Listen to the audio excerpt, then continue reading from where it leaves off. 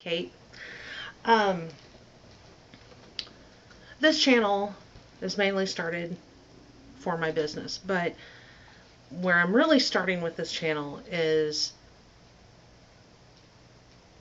helping educate and empower people as far as reusable menstrual products. So this first video is making reusable pads on the cheap. I'm talking little to no cost, depending on your situation. Um, when I first found out about reusable pads, I was actually staying in a domestic violence shelter. And because of the location of that shelter and where I knew I would end up living, getting a job just wasn't feasible. So I had no income.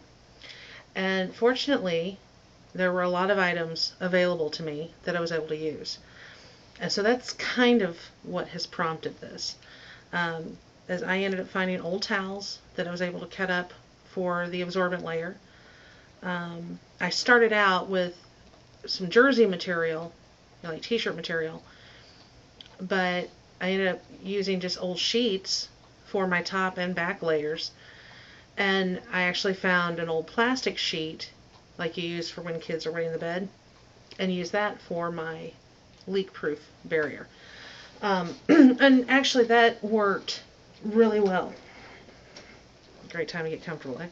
Anywho's, well, if you're not familiar with Bree Farmer over on Precious Star Pads, I'll put a link in the description box. But she had done a video a while back where basically, using minimal allowance money, buying the materials to make your own pads. And there had been a few comments on that video from girls who didn't even have that much to work with. And I had actually posted a comment giving some suggestions. Whether or not anybody saw that, I don't know. But I thought, you know what? Let's just go ahead and put it out there. Okay, so the first thing would be old towels. Most anybody has at least one. I mean, I'm talking like a bath towel. An old towel around that nobody would miss, nobody's going to care about. And let's consider the purpose of this. Is it going to matter? So that is definitely a viable option for your absorbent layer. And really, I haven't, short of buying fabric, I haven't found anything that works as well. I would strongly suggest, now if it's thin, you could probably do 2 layers, but I'd go with 1. It's easier to wash out, I have found.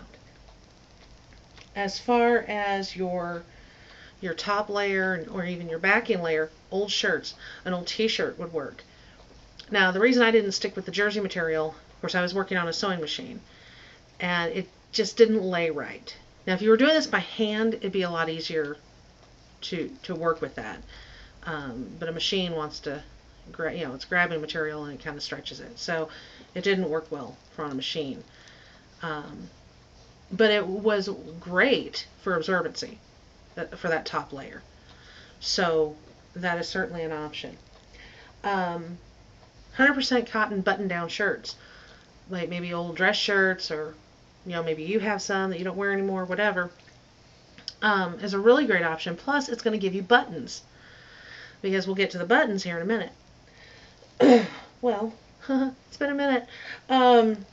Anyway, but you can easily chop those up. Now, for your back layer, something that occurred to me, especially if you don't have a way to get your hands on anything that's like a plastic that you could use, an old pair of jeans, especially heavy denim, would be really good for that.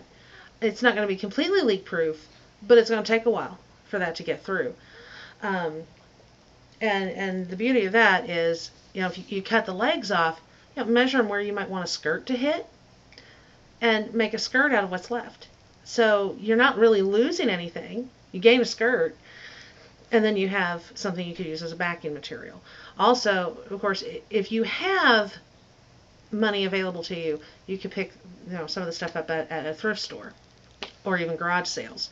So that's something to keep in mind, because especially men's jeans tend to be a heavier denim.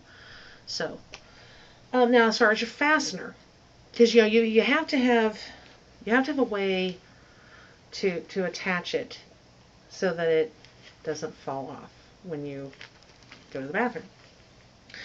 And buttons work really well. And my thinking here is if you don't have a machine, then you're gonna have to do this by hand. And of course, I mean, sewing is obviously easy to do by hand. And so you can just sew a button on. Now, I haven't quite finished this one. I have it marked for a buttonhole, but if you don't have a sewing machine, you could take a ponytail holder, like cut it in half, and attach the half of it as a loop to hook around the button. There's also a way to make a loop with thread, which I would totally demonstrate that, but I'm not prepared to. So I'll see if I can't find a video for that and provide the link. But that would certainly be an option if you don't have ponytail holders to spare or whatever. So, I mean, now, you could use Velcro, but one, if you have Velcro around the house, it's probably attached to something. So then you're going to have to take it off and reattach it, and that's just too much hassle. So a ponytail holder or making a loop out of thread. Another option, if you have yarn around, you could braid some yarn together and then attach that as a loop. That would work too. Now, supplies that you may or may not have around your house that you're probably going to have to buy, but I mean, we're talking super minimal cost here. Now, you're for sure going to need needles and thread. Thread, there's just not many ways around that. You're going to have that. You can get sewing kits at dollar stores for, $1, maybe $2, depending on what kind of store it is. Now, in a way, well, not in a way, but you need pins, right? But now, if you get a decent sewing kit, it'll have pins in it. But if all you're getting is needles and thread, there's probably not going to be pins in there. Thing is, those needles can work double duty and act as pins also. So all you really need are the needles. Now obviously you're going to need a pair of scissors. Now they don't have to be super expensive. I've seen decent scissors for $1. They're not going to last a long time, but they'll get you through this project. Now, if you want to, if you don't have old jeans that you can use for that backing, and you want to be able to put in a plastic layer, most dollar stores have shower curtains for $1. Now, granted, you're still dealing with plastic, but you're still going a lot more natural than the disposable products. But a shower curtain, who knows how many pads you can get out of that, good grief. And that will certainly work to provide that barrier. And then, of course, you're going to need a pen, a pencil, or a marker, Sharpie, something like that, so that you can, draw out your pattern. Now, a template, obviously, is a good idea. And you can certainly make do with just paper to make your template. But an old cereal box, some kind of thin cardboard like that would make a maybe draw it on paper and then transfer it to the cardboard. I mean, if you have the money to buy a piece of cardboard, go ahead. But I mean, okay, so this particular pad, this is one of those old sheets that I had found there at the shelter. And there's a piece of an old towel in here for the absorbent layer. There is a piece of that plastic sheet, and then this is from an old bathrobe that I wasn't using. So, I mean, my thing is, I know some girls are running into issues with their parents not being supportive of this idea. Now, I mean, I'm not wanting to encourage anybody to do anything behind their parents' back, because that could cause you more problems. But if they're at least willing to let you do it, but for whatever reason they're not able to or willing to make things available to you, this is an option, And if there are things that you're thinking, well, if I just had this, well, maybe, ask around at church or your grandparents, or if somebody's got an old towel they don't care about anymore, Um, as far as, like asking around church or even the neighborhood, parents with little ones who they're done potty training and they've gotten past the bedwetting. There's the plastic sheet idea. That sounds gross because people peed on it. First of all, you can wash it. Second of all, consider what this is for, and urine is sterile. Okay, not a major issue. Now on your buttons, I do advise a little bit bigger, like 3/8 to 1/2 inch buttons, especially if you're going to use a ponytail holder, and especially if it's one of those thicker ponytail holders, because little buttons. Now, if you do the thread loops, smaller buttons will certainly work. And then as far as your design, how you want to make them, think about how disposables have failed you and what you really need from a pad, and design accordingly. For me, I'm still kind of in design phase, but trying to figure out how to make the wings to where they cover better and give better protection to the underwear. Because, I mean, let's face it, we all end up leaking, spilling over, and, well, isn't that what the wings are partly designed to do, even with a reusable? I mean, yes, it's for holding it on, but, well, I want it to provide protection too. So, like, my plastic layer comes out to about here so that it ends up around the edge of the underwear. But my absorbent layer is just right here because, let's face it, we're kind of narrow in that area. So, another idea also, if you are one that needs like super absorbency, rather than bulking up your pad, because that makes it more difficult to wash out, because that water's got to be able to penetrate into it. And an idea that I've actually been toying with is putting some kind of little strap across here. Here, I know some pads are made with like an elastic strap or rickrack or whatever, and inserting, remember, things around the house, old socks.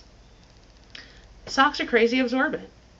So, especially for right there, it's a perfect idea. I actually got the idea from a friend that actually does that. So that's an idea too. Past that, I really don't know what else to suggest.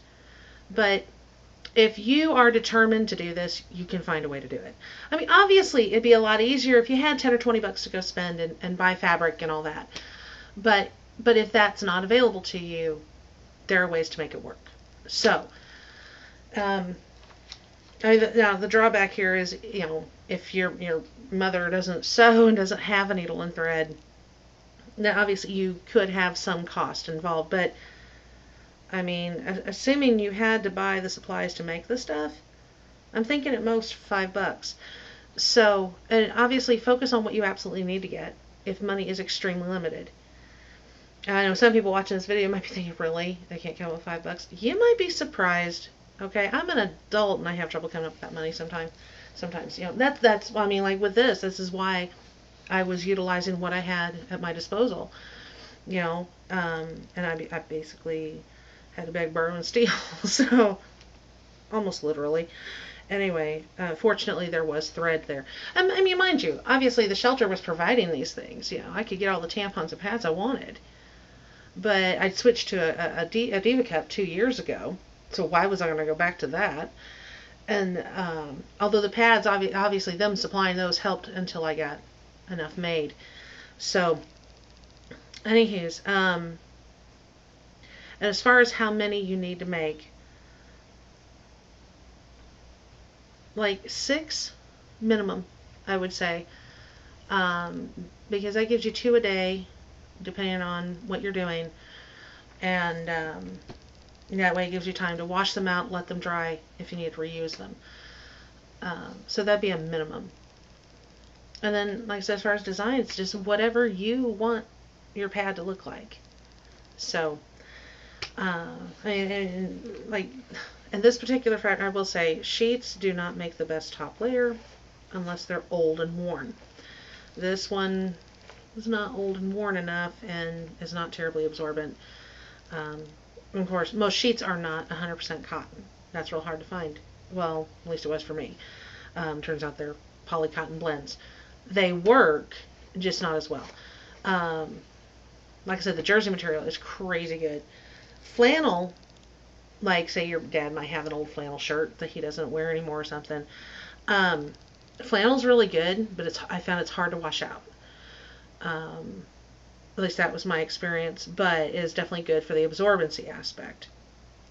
So, anywho's, yeah, that's about all I've got for that. But I hope I've at least given you some ideas to get you started and thinking, okay, well, what do I have that I could use? So, because personally, I can't seem to get my brain around why parents would not be supportive of this idea, other than they're not aware and they're grossed out by it. But that's me. I do plan on doing a video to help you guys prepare in approaching your parents about this stuff, give you some advice on that. And I'm hoping to do a video where I address parents, and if nothing else, kind of as a backup to, like, if your approach didn't work, well, maybe you can get them to watch this and maybe that'll help. So that's that. I'll hopefully do that here in the next day or so. Otherwise, have a good day. Thanks for watching.